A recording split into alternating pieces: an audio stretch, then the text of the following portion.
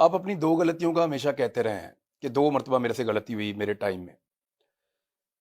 ایک غلطی آپ کہتے تھے میں پھر کبھی بتاؤں گا. Is it the right time? آپ نے جنرل باجوہ کو ایکسٹینشن دے کر واقعی غلطی کی تھی؟ بہت بڑی غلطی کی تھی، اور کبھی کسی کو ایکسٹینشن نہیں ملنی چاہیے فوج میں یہ بالکل کنونسڈ ہوں. بلکہ میں تب بھی یہ سوچتا تھا، لیکن حالات ایسے بنا دیے گئے کہ جی دیکھیں یہ ہو جائے گا، اس کو اسٹیبلٹی کی ضرورت ہے، یہ ہے وہ ہے. ہم نئے نئے پاور میں آئے تھے، پرابلمز اتنے زیادہ تھے ہمارے اوپر. نومبر میں نواز شریف صاحب پاکستان سے باہر جاتے ہیں. ہمیں تو اس وقت چیزیں پاکستان میں اتنی مشکل نہیں لگ رہی تھی، تو آرمی چیف کی ایکسٹینشن کا ماحول کیسے بنایا گیا؟ یعنی وہ تو بہت نارمل حالات تھے. اگر آج کے مقابلے میں آپ دیکھیں تو آج معیشت بیڑا غرق ہو گئی ہے، پاکستان کے اندر ایک کیوس ہے، پاکستان کی صورتحال. پاکستان 2019 میں آج سے بہتر ہو گیا تھا. تو اس وقت آپ نے ایکسٹینشن دے دی تھی، آج آپ مخالفت کر رہے ہیں. اس وقت آپ کے لیے کس طرح کی گارنٹیز دی گئی تھی کہ آپ دے دیں ایکسٹینشن ٹھیک ہو جائے گا؟ دیکھیں کوئی گارنٹیز نہیں تھی، میں نے کوئی گارنٹیز نہ مانگی نہ دی. ہمارے ساتھ اس وقت کوآپریشن 100% تھی. ایک طریقے لبیک والا وہ کھڑا تھا.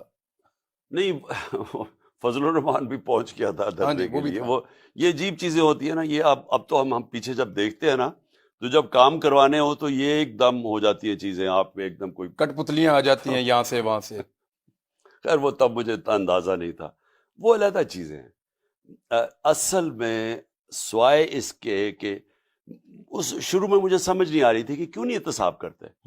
میں ان کو کہتا تھا، میں نے کہا میری تو پارٹی، میرا تو 22 سال سے ہمارا یہ ہے کہ جب تک اس ملک میں آپ احتساب نہیں کریں گے، طاقتور کا، کمزوروں کا نہیں، طاقتور کا رول آف لا قائم نہیں ہوگا. کوئی ملک آگے نہیں بڑھ سکتا جس کے اندر انصاف نہ ہو. جو رول آف لا ہے نا جی، کیونکہ میں نے تو باہر کے سسٹمز دیکھے ہوئے ہیں نا، تو آپ اگر آج یہ ملک ترقی کر گئے ہیں، خوشحال ہیں، برطانیہ ہے، یہ یورپ ہے، ان سب میں رول آف لا ہے. کوئی طاقتور قانون سے اوپر نہیں، کوئی قبضہ گروپ نہیں، کوئی تھانے کچہری کی پالیٹکس نہیں، کوئی پلاٹس کے اوپر قبضے نہیں ہو جاتے. لوگوں کو انصاف ملتا ہے، وہ پھر آزاد ہو جاتے ہیں، ان کے حقوق ہیں، وہ آگے نکل جاتے ہیں. میں ان کو یہ سمجھا رہا تھا کہ جب تک آپ ان کو نہیں نیچے لے کے آتے اور یہ اس طرح دندناتے پھریں گے، یہ ملک کو آگے نہیں چلنے دیں گے. میں ان کو سمجھاتا گیا. وہ کہیں آپ فکر نہ کریں، ہم یہ، اور وہ ان سے ڈیلز کرتے رہیں. وہ کبھی کسی کو 2 ہفتے اندر کوئی جیل میں گزار کے وہ پھر باہر آ جائے، گالیاں مجھے نکالے. کنٹرول میرے میں نہیں تھی، نیب تو میرے کنٹرول میں نہیں تھے، وہ تو ان کے کنٹرول میں تھی. یہ مین ڈفرنس تھا. اگر آپ میرے سے پوچھیں نا کہ پرابلم کدھر آ رہا تھا، وہ یہ تھا کہ یہ بلیو ہی نہیں کرتے تھے، یہ کرپشن کو بری چیز سمجھتے ہی نہیں تھے. تو یہ غلطی آپ سے ایکسٹینشن کی ہو گئی، اور اس کے بعد ساری جماعتوں نے مل کر جب ایکسٹینشن دی جنرل قمر جاوید باجوہ صاحب کو، جس طرح تمام اراکین پہنچے اور پہنچ کے انہوں نے ووٹ ڈالا، جیسے شادی میں پنجابی میں کہتے ہیں نیوندرا ڈالنے آئے ہیں. تو جس طرح شادی میں لوگ پیسے دینے آتے ہیں نا، بڑے آدمی کی شادی میں اپنا منہ دکھانے کے لیے کہ دیکھو میں بھی آیا اور میں نے پیسے دیے، اس طرح جنرل باجوہ کی ایکسٹینشن میں سب نے ووٹ ڈالا.